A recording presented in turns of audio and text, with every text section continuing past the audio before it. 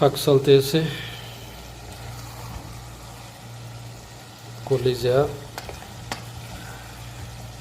কলিজা বোনা,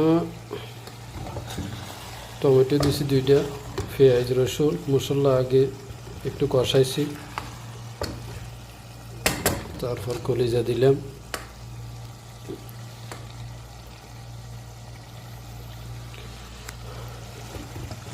এই হলো প্রবাস জীবন। আবার ডিউটি আছে, দোকান থেকে আসলাম, ডিউটি শেষ করে আবার যেতে হবে আসরের পরে।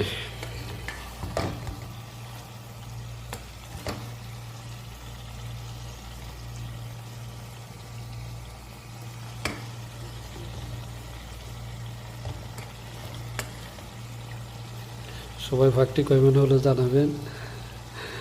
আসলে আমরা এইভাবে কিন্তু প্রবাসে ফাঁক করি, কারণ এখানে তো আমাদের পরিবারে কেউ নেই, তাই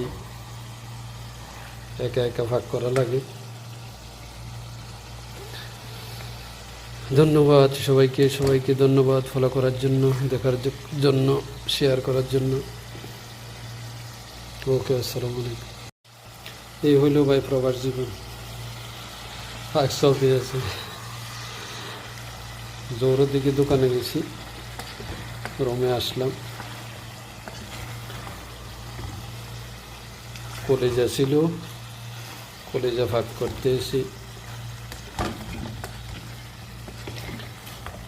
আগে পেঁয়াজ রসুন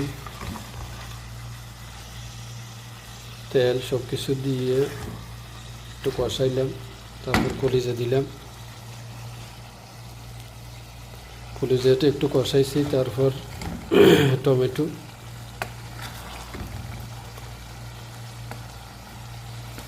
আবার দেখেন তো কীরকম হয়েছে ফাঁকটা। মাশাআল্লাহ, একটু গনাইয়ে আছে, আর বেশি দেরি নেই। বেশি নাড়া দিলেও আবার সমস্যা।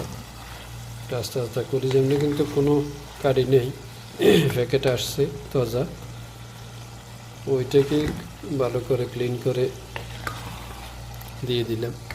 ধন্যবাদ সবাইকে, ভালো থাকবেন সবাই। আসসালামু আলাইকুম।